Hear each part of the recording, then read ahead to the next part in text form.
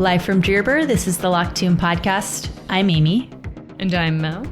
Today we're covering chapters 4 through 6 and the flashback chapter, John 5:20 of Nona the Ninth by Tamsyn Muir. Before we get started, don't forget to check out the Locked Tomb series creator hub on our website at lockedtombpod.com/fanmerch to support artists in the Locked Tomb fandom community. Yes, and if you would like to support us here at the Locked Tomb Pod, you can find stickers, pins, and magnets on our website, lockedtombpod.com. By the time this episode is published, it will be 2023, which is wild. But you can still request a personalized holiday card from us if you want. It can be a belated holiday card, or it can just be a card for someone's B-Day or just because. So that option will still be up on our Ko-fi. Your support has helped us cover some of our expenses here at the pod, so we are so grateful, and it's been really fun to get those out to y'all. Yeah, thank you guys so much. It is so nice to not have to worry about covering all of this ourselves. Yeah. So, moving right along, this section of Nona closes out day 1 of the 5 days that this book covers. In this section, we cover most of those bullet points that were underneath the day 1 cover page. So we cover Hot Sauce is watchful, the city has a bad day, and Nona gets a bedtime story. Yeah, and I think someone wrote in and was like, y'all spent a full hour on 2 chapters, which I can't believe, and yet it was good. Thanks. So we also couldn't believe how much time we spent on 2 chapters. So today we are covering 4 chapters and they're juicy. So we're excited to get into it. Yeah, buckle up. All right. But before we get started, oh God, I have a really bad joke for you. I'm having some trouble. I have been writing unique jokes for the holiday cards. And I said they would be personalized, which means that I'm not doing them on the podcast. They are very specific for the person who's getting the card. So I'm a little joked out, but here's what I've got for you today. I can already tell this is going to be chaotic as hell. What does Hot Sauce put in her hair every day? What? Angel. What the fuck? All right. Well, you know what? I thought, given that you literally just came up with that, I thought it would be a lot worse. You're a joke god. I will do better next. Maybe you should tell the jokes. Yeah. All right. Well, let's get right into it. So we jump right into chapter 4. This is the bit that basically covers the Hot Sauce is watchful bullet point. Mm-hmm. We're continuing with the morning routine. Cam, Pyrrha, and Nona leave for work/school. They cut through the park and Pyrrha breaks off. Cam walks Nona the rest of the way to the school and they see the cages in the park where they burn, supposed necromancers, which is pretty bleak. Yeah, and as Pyrrha breaks off from Cam and Nona, they both say good hunting to each other. And I know we had a little bit of a debate in the last episode around what exactly are Cam and Pal doing? What are they looking for? I think, they're just looking for the 6th house oversight body. That's, my theory. Mm-hmm. And then later on when Nona asks Cam, what she was doing, Cam just says seeing people. Yeah. I don't know. What do you think that's about? I don't know. I don't know if she's just if Cam and Pal are just trying to gather intelligence on where the 6th house oversight board is. Maybe they're also gathering intelligence on the barracks, but they're also doing crimes. I don't know if they're also stealing so that they can all eat. I don't really know. But I think probably the main thing they're doing is looking for the 6th house. Yeah. Yeah. Yeah, and so while they're doing that, Nona is at school. And when she gets to school, Hot Sauce is there early, which is not typical. And Hot Sauce is basically like, yo, there's someone watching the school from a nearby building, and Nona doesn't know what's going on. And it doesn't seem like Hot Sauce really has any idea of who's watching the school. She just knows something is up. Mm-hmm. I assume that Blood of Eden is watching the school. I'm pretty sure that it's Merv Wing, just from events that happen later. Mm-hmm. But do you think they're there for the messenger or for Nona? I was thinking about this, and I think it's either, you know how Pash is sort of the messenger's bodyguard, escort? Yeah. I was thinking it could be Pash. Later, I think that body or person in the alleyway could be Pash, or it could be Mervwing. I feel like if it's Mervwing, they're probably they're watching Nona. And if it's Sesafon Wing or Pash or whatever, it's more of like a bodyguard for the messenger sort of situation. Yeah. Hot Sauce does say something here like, when Nona's like, are they watching me? Hot Sauce is like, well, they were here before you, so probably not. So maybe they're just keeping an eye on the messenger, but we don't really know just yet. But during the rest of the school day, Nona's pretty distracted. There's a reference to her, looking at herself in the mirror when she takes a tiny to the bathroom, and she's remembering that, she's admiring herself in the mirror saying, oh, like, I'm so beautiful. And then she has this memory of Palamades telling her that her hair is falling out, that she has white spots on her nails. And I think this is the first hint we see that Nona's body is dying. Yeah, I think so too. And then soon after that, so school starts, the angel arrives. She's looking very, very haggard. And the gang is kind of having this conversation about the angel. They decide that she's not hungover because Hot Sauce says she doesn't drink. But then they start to talk about how they think Nona looks unwell and has looked unwell for the past couple of weeks. Yeah. So we are getting some hints here that Nona, although she's like super into herself, is maybe not looking super great to people outside of herself. It's so funny because we can pretty much trust Nona's assessment of everyone's emotions around her, but we can't totally trust Nona's interpretation of her looks fully. Everyone else is like, you look bad. Yeah. And Nona's just like, I'm hot. Which, you know what? More power to you. But yeah. I did want to mention, we don't have to go so into it, but I really enjoyed the description of the angel in this section. And they talk about how the angel wears like suspenders and a button down. And I was just like, this is a gay. Yeah. Like, I feel like the angel is a good old fashioned dyke. Yeah. No angel doubt. Is really dykey. But yeah, I liked the description of the angel. I haven't seen a ton of fan art of the angel, but I did see one. I think I retweeted it at one point and I really loved it. But if there's anyone who has drawn the angel, send that our way because I do really love this description. Yeah, third time through this book, I really like the angel more and more each time I read it too. So I've been noticing her more. Yeah. We move on. The gang is still talking, and Honesty says he's got a job later in the tunnels. He doesn't really elaborate, but that'll come back later.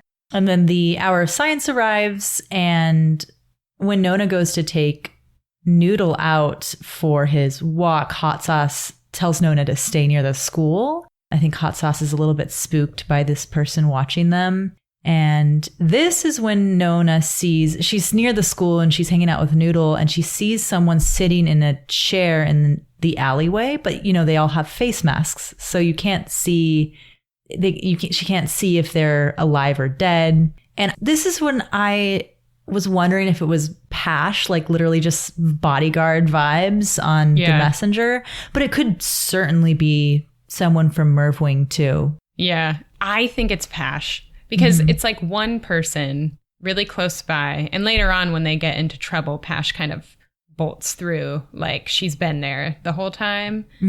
I didn't even think that much about this section of the chapter until I reread it like for a fifth time.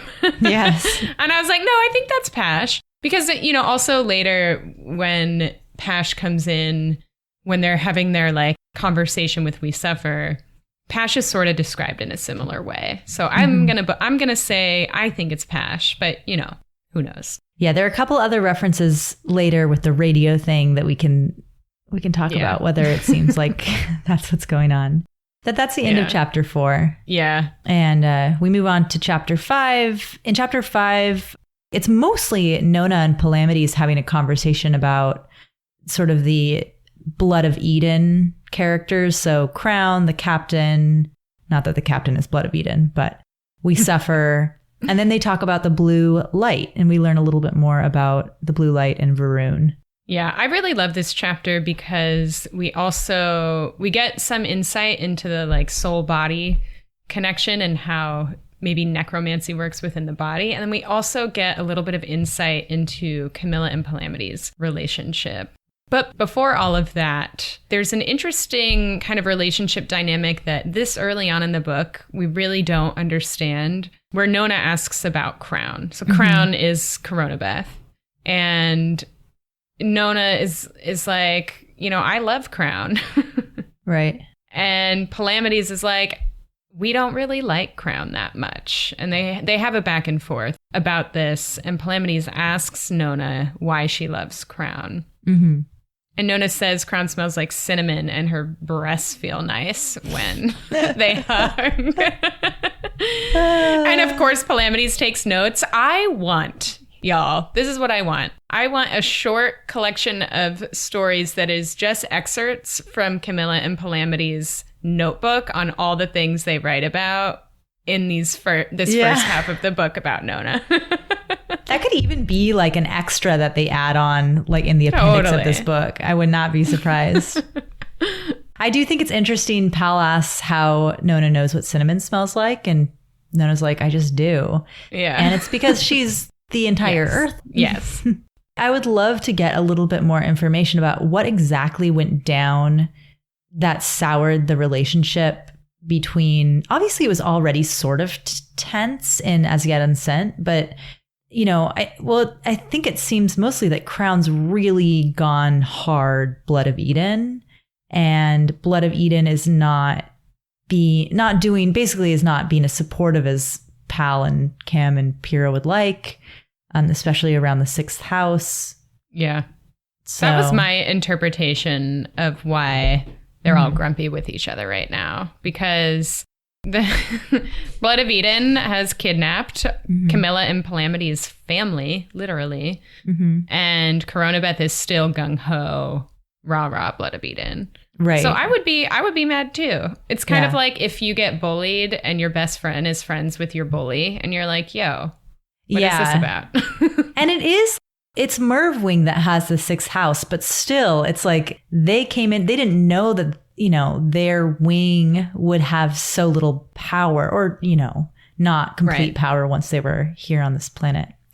Right. This is also the bit that we get two incredible quotes. I think one especially is oft quoted in the fandom. But Palamades says, I can never stop you from loving anything. I don't have the right. Nobody has the right to tell you who to love and who not to love. And equally, nobody's obliged to love you.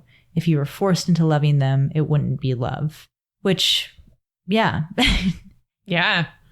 But then there's the big one. And I feel like, what does Tamsyn Muir, like, what does she say about how we haven't even begun to see the whatever that love can do? Like the destruction. Yeah. And this is kind of a similar vibe. Palamades says, being unexpectedly loved is so wonderful or terrible, isn't it? Which is like such a, I mean, we could really dig into that, but we won't. We'll circle back towards the end of the chapter, because there's a few more things that happen. I think what we're all thinking, I'll just say it, what we're all thinking when Palamades says this is like, are you projecting something about your relationship with Camilla here? And, you know, time will tell. But I love these quotes. I also just love how Palamades interacts with Nona. It's so sweet. He's so pure-hearted. And you're like, I want Palamades to be my family. You know, like he's so great. He's exactly the kind of parent you would want for someone like Nona. Not that it's like parent-child necessarily, but like caregiver, we'll say. He's such a good caregiver. Yeah, and he's very patient, and like he answers all her questions as best he can.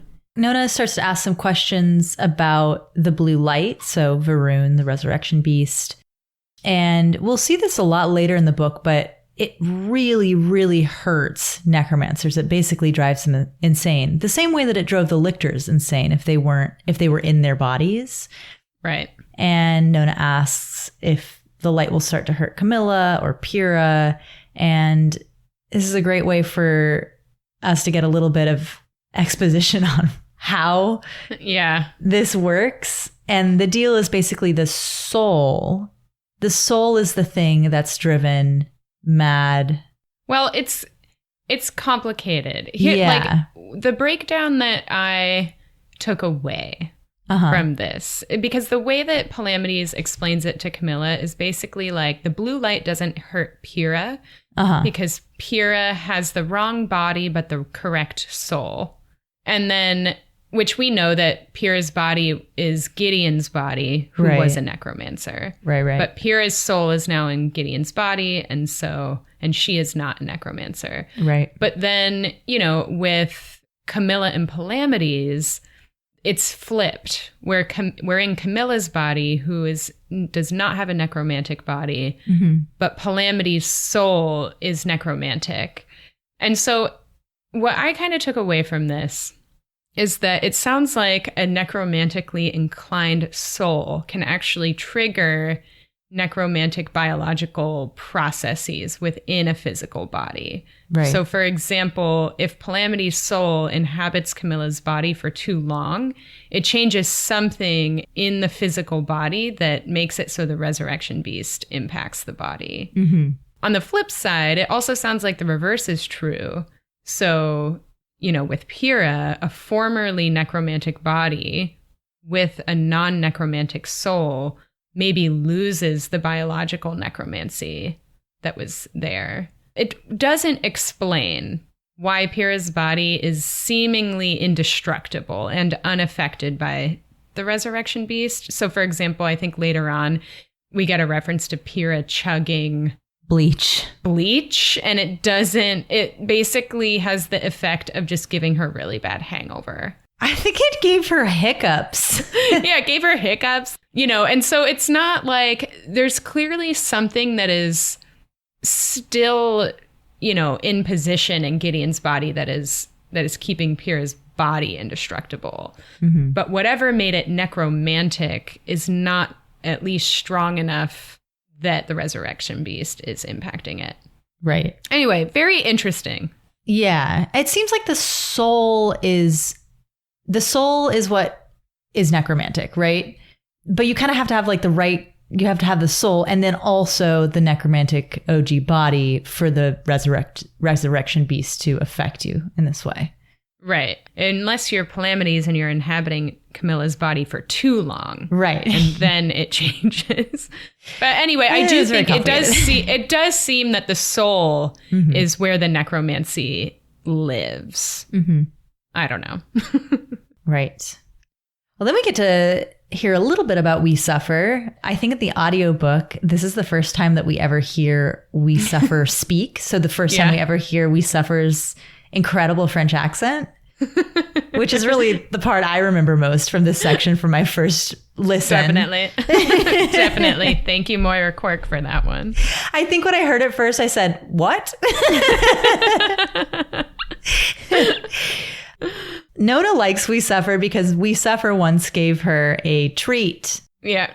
Yep. That's as far as it goes. We also are told here that Blood of Eden does want Nona. Like they think that Nona will get them something. We don't really know what that's about yet. I think they mostly want Nona. They want Harrow. They want a lictor, right? Yeah. Yes.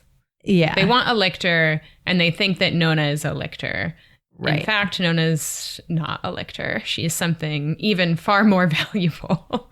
Yeah. Well, in a way, she's a lictor. She's a perfect lictor with Jod.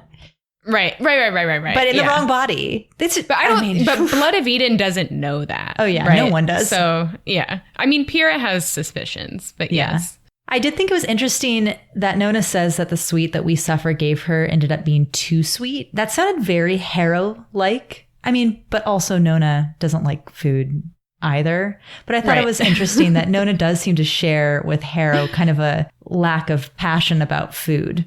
Definitely. Definitely. Those are like the one qualities of both of them that I don't love. I'm like, I love all food. Give it to me. All the flavors. make it tasty. And Harrow's like, gross.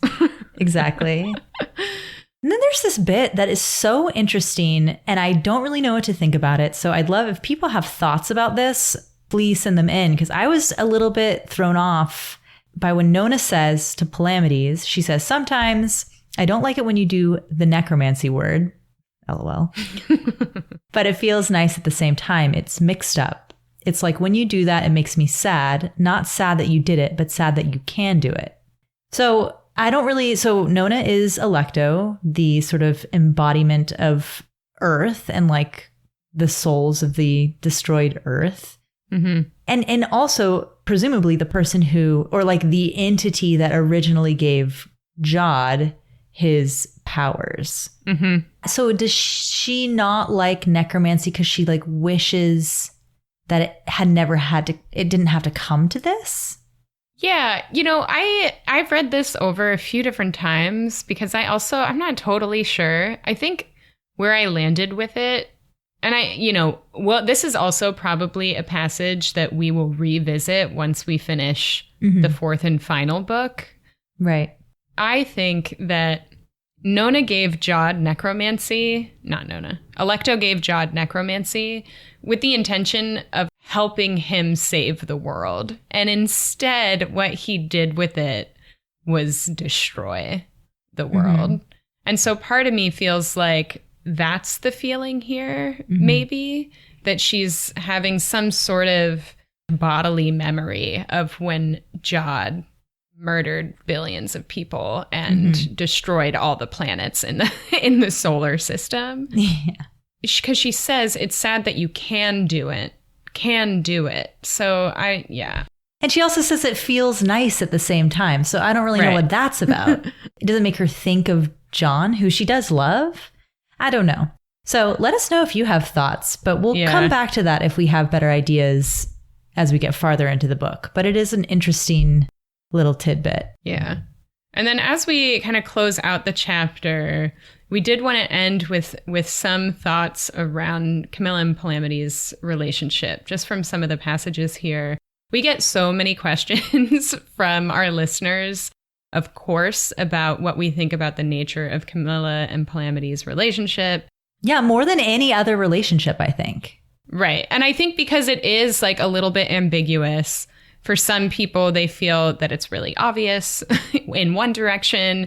For other people, they feel like it's really obvious in another. Mm-hmm. And so so much of this book is about Camilla and Palamades' relationship. And so this will be a continuous conversation throughout the entire Nona the Ninth reread.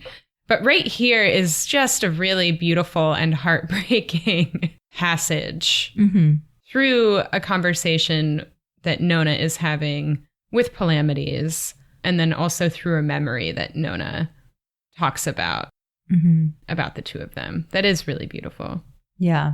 Because early in the chapter, there was that bit where she's asking if the blue light will start hurting Camilla, and he says no. And she says she doesn't want anything to hurt Camilla because she loves Camilla. And Palamade asks, why do you love Camilla? And she says, I love the way, she's struggling. She's like, how do you sum up my like infinite love for Camilla? Right. Same. I mean, yeah. But she ends up on, I love the way she moves. And he says, me too.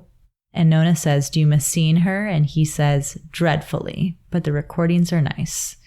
So it is, I mean, it could totally be read as romantic, but it doesn't have to be. It doesn't have to be at all. Yeah. However, towards the end of the chapter, then it becomes even, the waters become even more muddied. Because as Palamades is leaving Nona, he leaves Nona with a kiss on her hand to give Camilla. The description of this is really well done. Tamsyn writes, and he spread Nona's fingers like he always did, and he quietly kissed the second right-hand knuckle. Nona always paid so much more attention to the lessons of the hand and the mouth than she did to the lessons of the bones and the sword. So pretty. I know. The way that's written.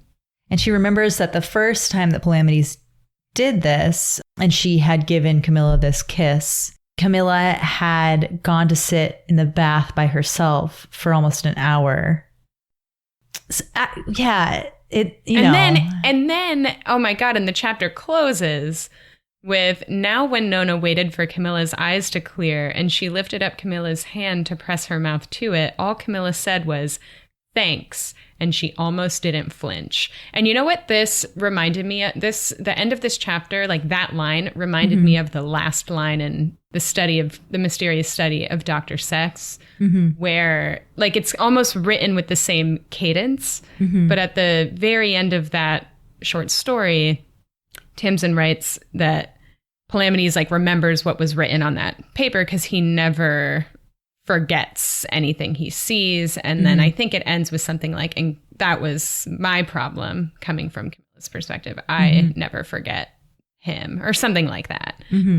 And I think, okay, right now in this moment, I will say anyone can read this in any way that they want. And there's not like one right way to read this. I genuinely feel that in this moment, this feels very romantic to me.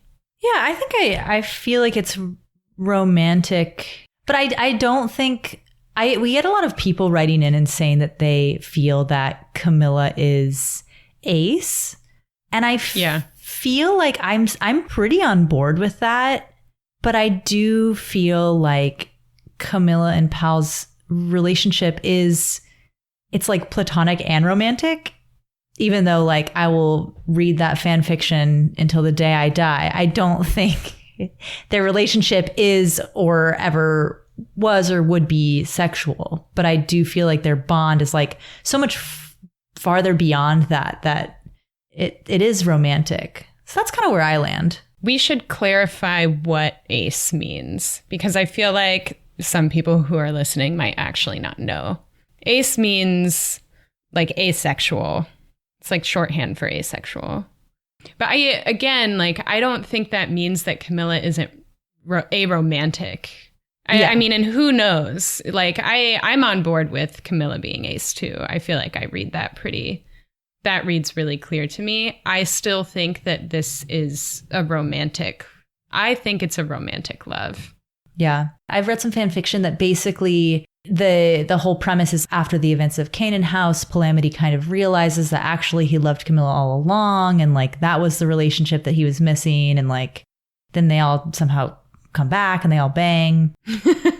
I'm so into that. But I think actually though, it's like, yeah, it's, well, I don't know. I don't know about this. I feel like a lot firmer about my beliefs on pretty much every other like pairing of people. Yeah, totally. But this one does feel ambiguous. And I think that's intentional on Tamsyn Muir's part. I feel like with all the relationships, she kind of leaves them open to interpretation.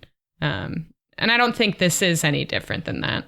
Yeah. And what I love about Tamsyn Muir's writing about relationships is that she's not like, oh, you either are like dating someone and you have like a sexual romantic, like that's what you have, or you are just buds, or you're like enemies. It's like all tangled up. And I know also that like a lot of this is kind of similar to the way relationships are portrayed in Homestuck. So I'm so excited for our Homestuck episode.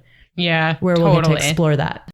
Let's move on. We have 2 more chapters that we're covering in this episode, and they're both so good. I know. Chapter 6 is mostly just Nona getting a bedtime story. I mean, I feel like the juicy bit is Nona gets a bedtime story from Camilla.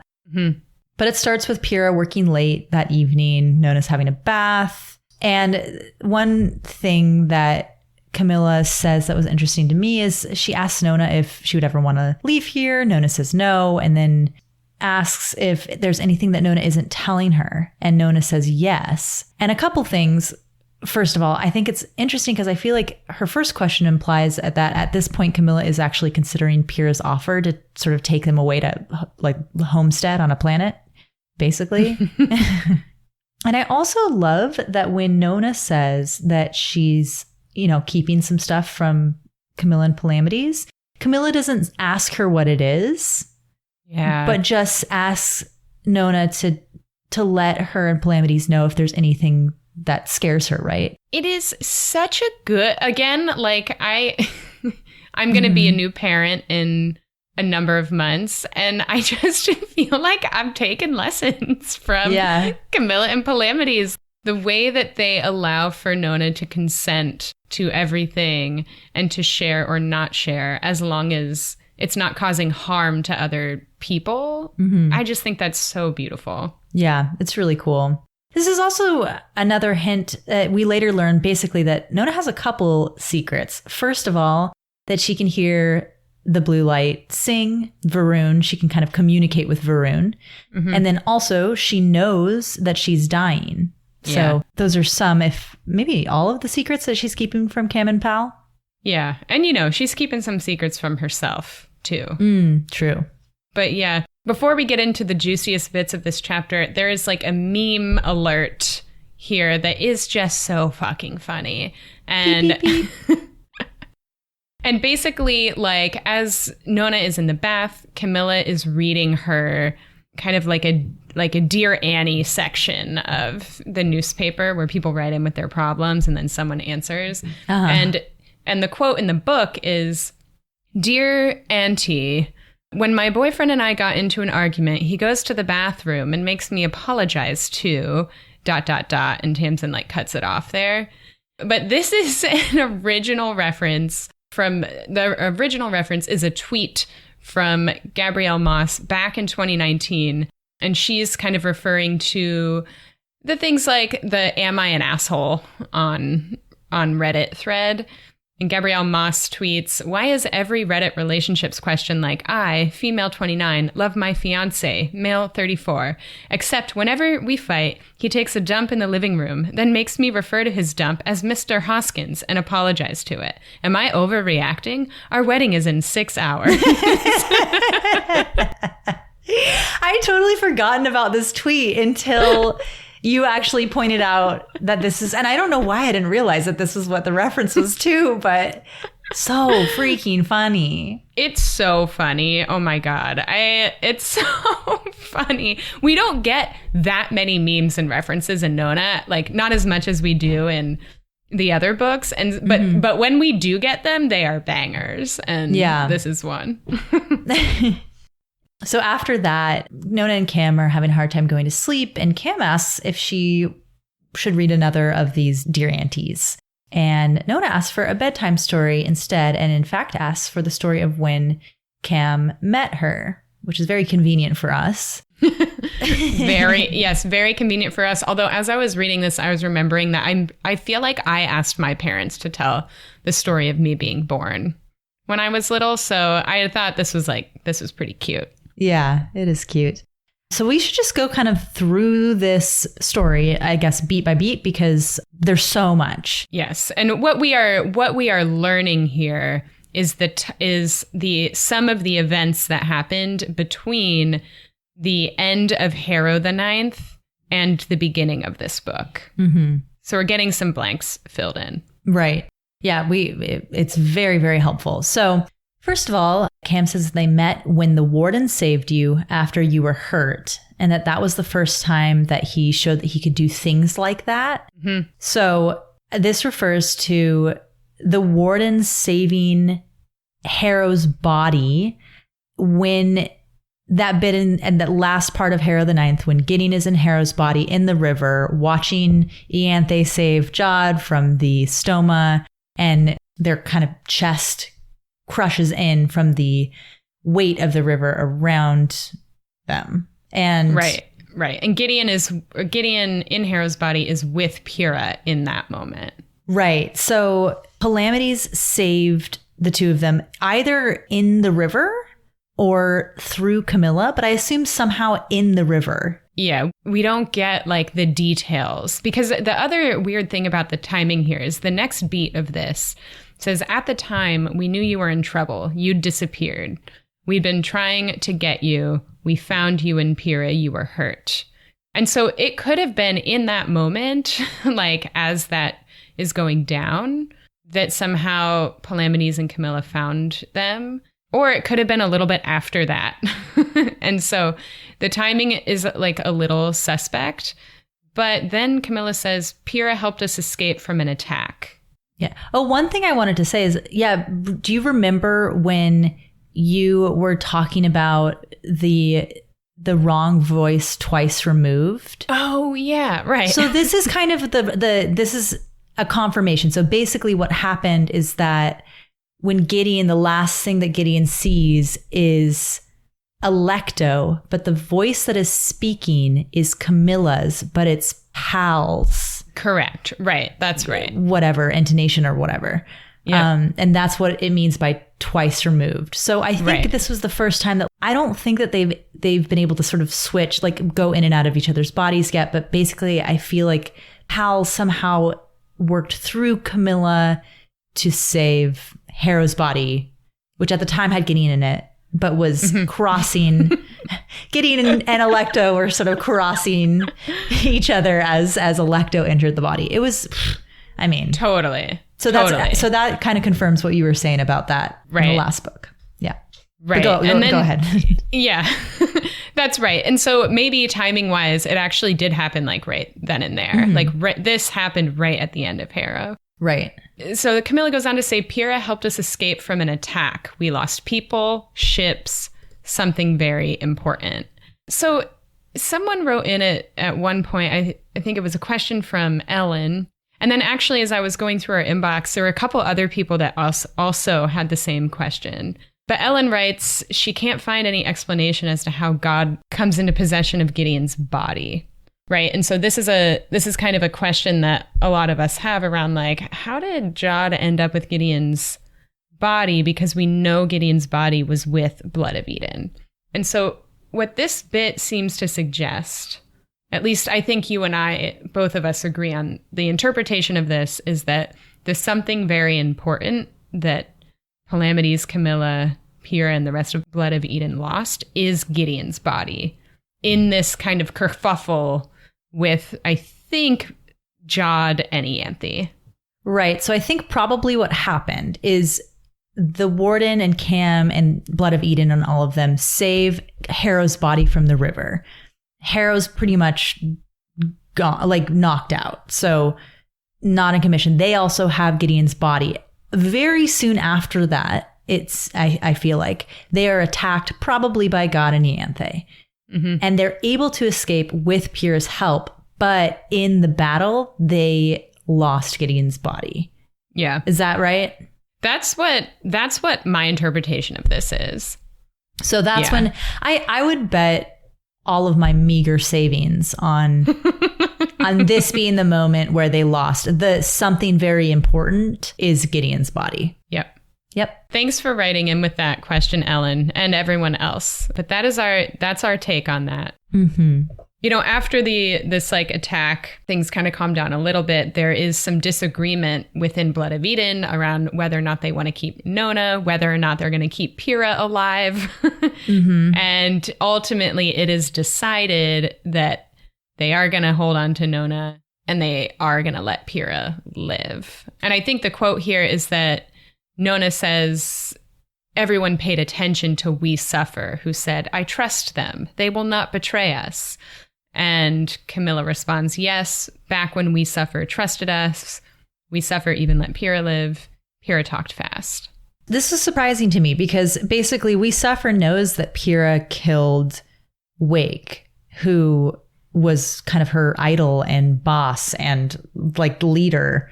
But as we've seen, Pyrrha is a fast talker and very charming. And I also think probably there was a part of We Suffer that was like, if my boss, you know, had this thing with this person, which I imagine I don't know, maybe she didn't know. Actually, she probably wouldn't know. But Pyrrha, I think, tells them. This is why. So my theory is that they let Pyrrha live because Pyrrha was like, I am Wake's lover. And everyone was like, oh, damn, if you're Wake's lover, then there must be something to you. I don't know. It is very interesting how willing We Suffer is to work with these people who represent the houses. Mm-hmm. But I mean, she also was coming from a place where her boss, Wake, was I assume she knew that her boss was working with lictors to try and accomplish their ends. So it's not like she was the first person ever to be like, maybe we should try and bring some of these people to our side. She's kind of following Wake's example. Totally. I mean, and they've worked with Mercy Morn already. Right. So, there is precedent here. Mm-hmm. Yeah. Camilla says, then I found a way for the warden to come back. That was a relief. And this is a little bit confusing to me because this implies that when the warden saved Harrow's body, he wasn't functioning in the way, like in Camilla's body, the way he is now. So I don't really know like what the difference was or like how exactly he saved them without. But anyway, the point is here that this is the moment where they learn that they can sort of share the same body as long as, he isn't in Camilla's body for too long. And that's how they're able to do the rest of the stuff that they talk about, that Camilla talks about in this story. Right. And so when Palamades comes back, he wants to evoke the break clause.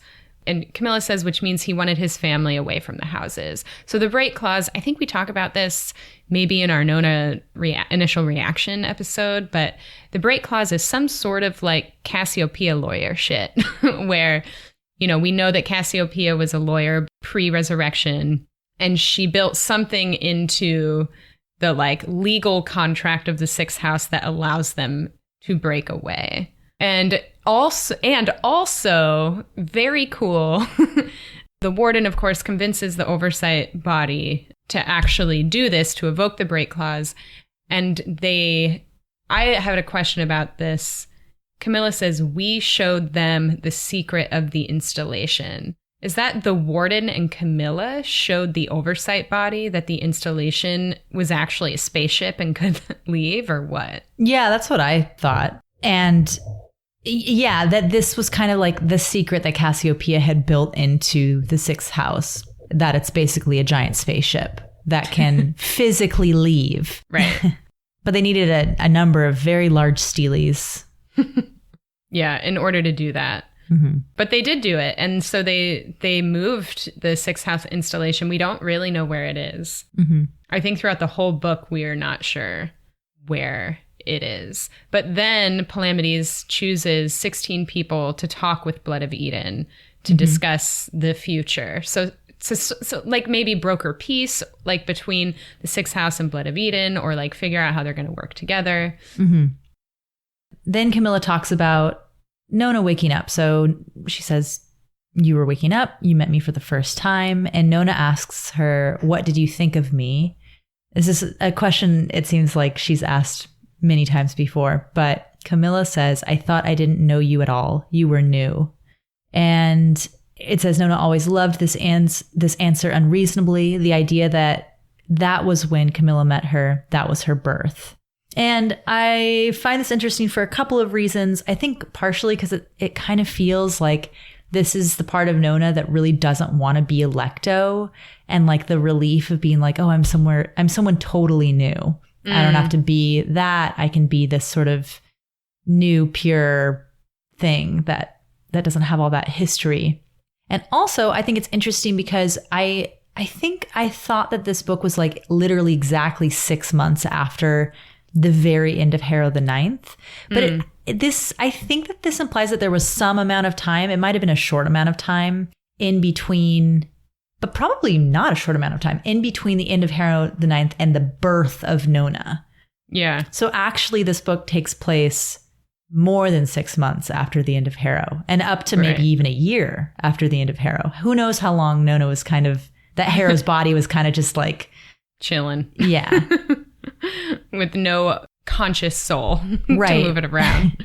But this implies that basically before Nona wakes up and after Harrow the Ninth, a ton of stuff happens, including some fight with Jod and Ianthe where they get Gideon's body, or it could have been with a cohort, but anyway, and all of this sort of working with Blood of Eden and moving the sixth house. Like a lot of stuff happens before Nona sort of is born.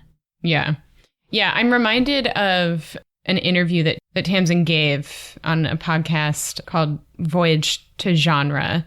And she talks about how, like, in plays, there's a lot of action that happens off the stage. And as a writer, you have to decide, like, what is happening off the stage, like what story is happening off the stage and what story is happening on it. And this is like a very clear use of that, or reflection of that. And it's fun because it gives us things to speculate about, and we get a story, and there's so much in this story that, like, if we got every little detail, it would be too much. And so it's really cool, I think, how the story of what happened between the end of Harrow and the beginning of Nona is told in this very abbreviated way, but we can infer so much from it. Right. So they go on to talk about, Camilla goes on to talk about how they lived here. So on this planet, in this apartment, and then things went horribly wrong. And what had gone wrong is that the light appeared. So Varun showed up, and then also they found out that Blood of Eden had lied to us, or Camilla says, or at least didn't have the power to look after us anymore. So Varun appearing is self-explanatory. But I think that this must be when they kind of realized that their wing of Blood of Eden wasn't necessarily, like, in charge. Like, they were in sort of this political, ideological feud with at least one other wing of Blood of Eden. Yeah. That kind of push and pull left Camilla and Pyrrha and Nona very vulnerable. Totally. And in fact, in As Yet Unsent, Judith, Judith predicts this, I think, in her writing. She's like, yo, I don't know that We Suffer can protect us. And, she was right. I think, when Varun shows up, my theory, and I don't have much to back this, just kind of in the language that's used here around things went wrong and that had been a hideous time, was I imagine that when Varun showed up might have been when the Sixth House was kidnapped. The Sixth House oversight body was kidnapped by Merwing. And I also think it might have been the beginning of the burnings of necromancers, because you can't necessarily tell who is a necromancer. I mean, obviously their bodies are a lot weaker, and so there's some indication there, but you can't really tell who is a necromancer. But when the resurrection beast shows up, you can tell. Right. That's a good point. And so I almost wonder if, like, that's when the kind of this new planet that was already, like, too overpopulated and not doing too well, but when everything kind of went to shit and it became more of a war zone. Right. And Nona asks why the Sixth House left, basically. And Camilla says that they didn't feel like they could be there anymore, not until they really understood what they were doing morally, and that they made promises that they ended up not being able to keep. And you can tell, it's never really explicitly stated, but you can tell that Palamades, and I think especially Camilla, are really torn up about the fact that they kind of made this promise that they would be able to move the Sixth House and, like, work with Blood of Eden and all would be well, or whatever they said. And obviously now everything's gone to shit. The Sixth House has been kidnapped. God is after them. Like, it's obviously really, really wearing on Camilla. Yeah. I mean, it would wear on me if I pulled my whole family into this situation. But it closes, they close out this conversation, and, Nona starts to fall asleep, and then Pyrrha comes home. And it is this really cute little closing picture of a very domestic little family where Pyrrha comes in and is like, hi, says all this cute shit. And Camilla's like, go to bed. I just got her to sleep.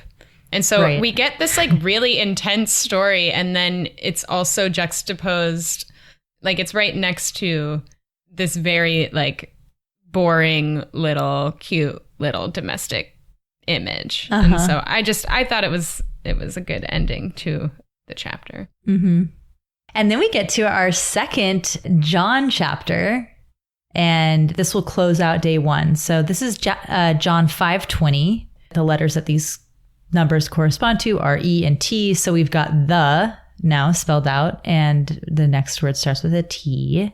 what could it be?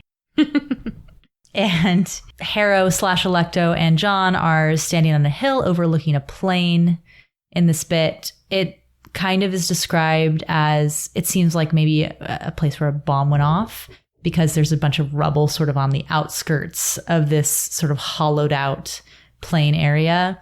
It's also interesting because it reminded me, and I didn't really go researching this at all, but Armageddon, the last battle in the book of Revelation in the Bible, is supposed to kind of take place on a big plain, and there is like a hill overlooking it. There's something about kind of this setup. I don't know if this was purposeful, but maybe it was.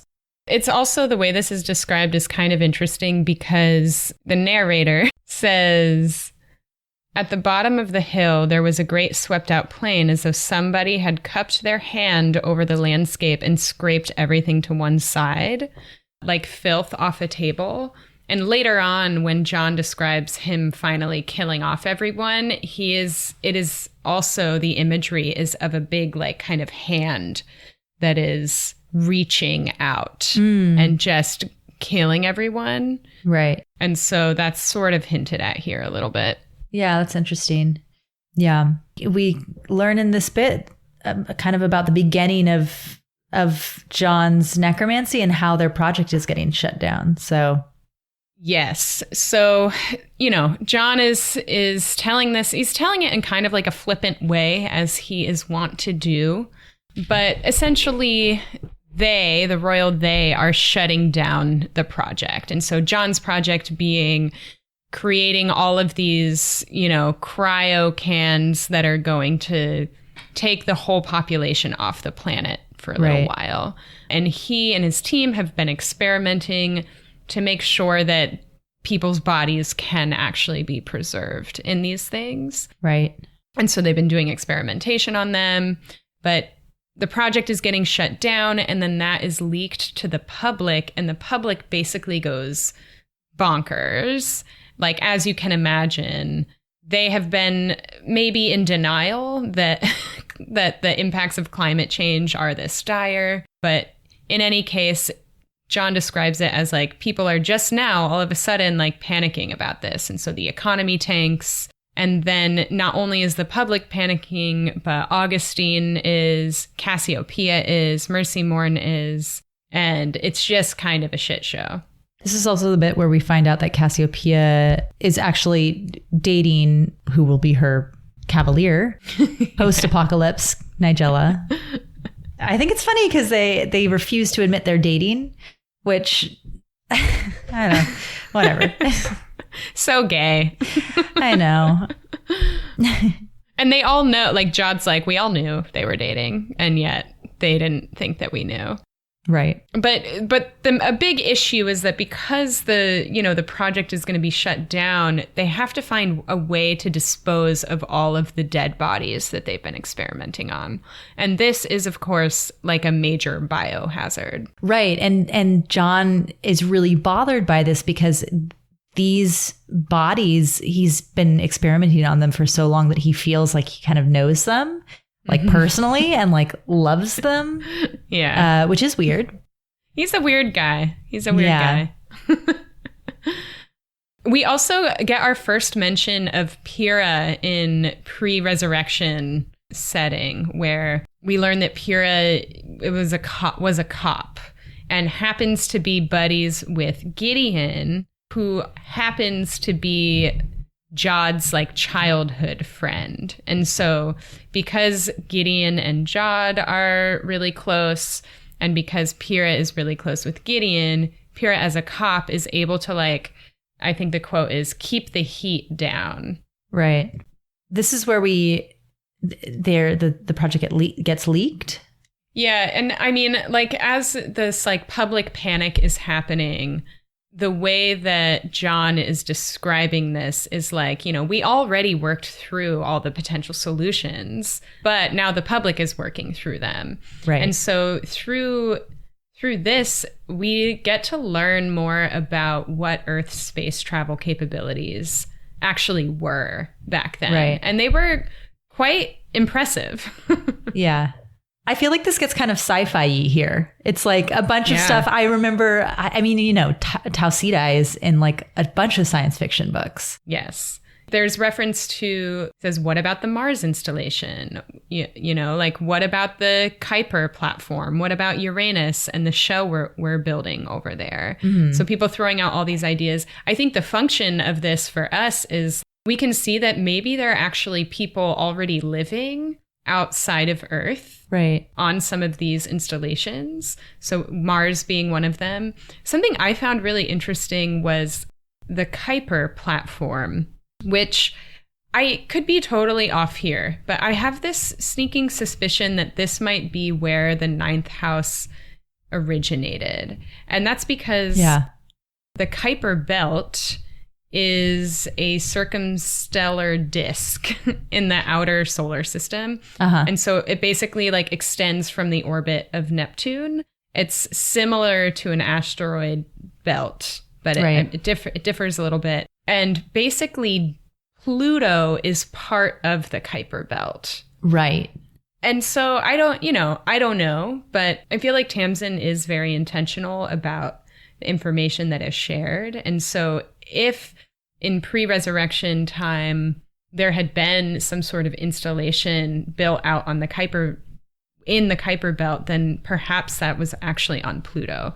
Right. Yeah. And that could have been the beginning of the ninth house. Yeah. Right. So that was one thought. And then I think for those of the listeners who don't read maybe as much science fiction, we could share a little bit about what Tau Ceti is. Well, I always understood it as just like it is a solar system that kind of looks a little bit like ours, that like people have thought maybe we could live there. Yeah, it is. It's a Tau Ceti, I think, refers to an actual star. Right. Which is a lot like our sun. Yeah, very similar to the sun. And there are apparently planets in that system. And as of like 2012, I was reading, they've been confirmed as super Earths that are orbiting that sun. Right. With two of them being potentially habitable. And so there have been plenty of science fiction authors who have taken this, obviously, and ran with it. One of them actually being Ursula Le Guin in The Dispossessed, which, if you haven't read it, it's an interesting read and an interesting take on anarchy. But Ursula Le Guin just being one of many authors who have played with that idea. I'm reading it right now, which I thought was very... Oh, you are? Yeah. That's so funny. Yeah, I read it with my book club. I'll be curious to hear what you think about it. Yeah, so far loving it. But yeah, definitely like a very big like sci-fi sort of trope, like you know, and sometimes sci-fi predicts the future. Like there is a world in which like we could potentially travel there, and who knows? Who knows? But John is not really concerned with any of this. He is really just super concerned about the dead bodies that they're going to have to dispose of. And he, even though, you know, their funds have dried up and the project is being shut down, he continues to work with the bodies. And Mercy Morn especially is very nervous about this and is like, what is going on with you? You're on class A's, you're on amphetamines, you're on coke, you're on amphetamines and coke. Ugh. You should say the next bit, Mel, because... All right, you be Mercy Morn and I'll be God. I'll be John. You're on amphetamines. You're on coke. You're on amphetamines and coke. I was all like, yeah, Coke Zero. She didn't laugh. I laughed, he said. I guess I've always thought any pun was automatically funny. Wow. Okay, Gideon's dad. I know. This is such a good callback to Gideon the Ninth, where there's the exact same sentence where like Gideon always thought any pun was automatically funny. So yeah, that was enjoyable. And they're kind of fighting. Cassiopeia is trying to delay them basically shutting the electricity off. And eventually it just comes to a head and they tell them that they're going to shut down the whole facility, basically lights off, you know, that night at like 6 p.m. And they don't have any time to really prepare. So, of course, like it is inevitable, right, that the electricity is shutting down. John is upset, like we said, about disposing the bodies and not treating them with respect. And all his peeps are like, you crazy. Except, and the only one who doesn't think John is crazy is Gideon. Right. Pre-resurrection Gideon. And I just think it's interesting how Gideon pre-resurrection compares to Gideon post-resurrection. Because even though he was resurrected without his pre-resurrection memories, his devotion to John is the same. Right. And so here, I think John says he was worrying Augustine and everyone else, but Gideon kept saying, I was fine. Right. He was the voice in the wilderness. Gideon always thought anything I did or said was fine. Not necessarily right, but fine. Right. Yeah, I don't know. Again, like, it's interesting what the pre-resurrection lictors brought with them into, brought of their personalities post-resurrection, despite not having memory. Yeah, definitely. So when they shut down the electricity, they kind of expect all these bodies to just sort of immediately liquidize and super rot very quickly because they had no way to preserve them anymore. But John had a couple of favorite corpses. And when they shut down, and he would literally like go around and tell them to hang on. And and when they shut him off, a lot of the corpses did liquefy very quickly. But the few that were John's favorites stayed, he says, incorrupti. So they do not rot. And that's kind of the beginning of necromancy. Yeah, he doesn't realize he has that power yet. This is like the first time that something is up. Yeah, he does. He's like, he does say like, I've got this. I know this, I'm so close. And I think he's just very close to necromancy, basically. Yeah. Yeah, it is curious. Like, we don't know when the exact moment was that he is given necromancy by Earth. But that's it. Yeah, and that's the end of that chapter and the end of day 1 of Nona the Ninth. I think we do have a question or two that aren't really related. Yeah. One of a really funny question that someone wrote in is in reference to, I don't know, like what episode we talked about this, but she wrote, I am morbidly fascinated by the mention of a ladies sitting on cakes event happening at a regular mainstream bar. Oh, and I think it's even referenced here in Nona chapters. We talked about this during Nona, the chapters 1 through 2 episode. This person always thought it was made up. And so they want to know, Amy, what bar was that at? I feel like I'm giving away my secrets, but if next time you're in Washington, D.C., go to Showtime on a Wednesday, it's Dyke Night, and you might see some ladies sitting on cakes. So good. I know. I mean, absolutely. I mean, it's one of the greatest regrets of my life that I didn't go that night. Maybe there will be another chance, hopefully. Yeah, maybe. The next question, or really, this is less of a question and more an observation. Yeah, this was great. Someone made. I fucking loved this. Yeah, this is one of my favorite write-ins, I think. This is from Alyssa. And Alyssa references how Amy and I are always kind of like arguing about whether Gideon and Harrow are in love or not, or is it romantic or not, et cetera, et cetera. So this is from Alyssa. We're just going to read it because it's very cool and brilliant and funny. And we loved it. Okay. So while Gideon and Harrow are fighting Cytherea, Gideon falls on the fence after they high-key pour their hearts out to each other, but it's all like an allusion to Greek myth. Cytherea is another name for Aphrodite, which fucking tracks when you consider both people are fawning over her and the adjacency of Aphrodite to war. You know who else is connected to Aphrodite / Cytherea? Cupid, arrows. Bam! Who shoots people with arrows through the heart, and then they fall in love. So back to chapter 37. Harrow and Gideon start showing how much they care for each other in front of Cytherea Aphrodite, and then Gideon sacrifices herself for Harrow by falling on a spiked fence through the heart. She literally gets stabbed through the heart by this fence in front of someone named Aphrodite, and then Harrow is heartbroken and realizes all of her feelings for Gideon. So that's my unhinged sapphic theory. Hope it's not too feral gay conspiracy theory for this podcast. No, it's not, Alyssa. Never. Keep them coming. I loved that. I loved that. Me too. And I'm like, I have decided this is truth. This is canon for me. This was meant to be here. I mean, this is great. Wow. So did it take Alyssa to get you on board, Mel? No, I've come around. I've talked about it. I think they truly love each other. Do I think it's sexual? I don't know. The jury is still out. Of course, I think they love each other. And I do believe it's romantic. I feel like I've said that before. I'll say it again. Okay, well, I'm just saying, I feel like this is actually kind of saying that it's kind of like in love, like in a super sexy way. But thank you, Alyssa, so much for that. We loved getting your message, and I think it's brilliant. And I love how like deep people go in these books. Yes. Yes. All right. I think that's about it for this episode.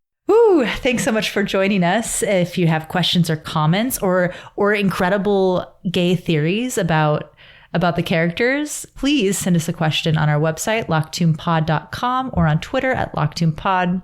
If you liked this podcast, tell all your friends to listen or rate and review us wherever you listen. Your support means so much to us, and we can't thank you enough. Thanks as always to Olivia K for our theme music. I'm Amy. And I'm Mel. And we'll see you next time here at the Locked Tomb Podcast.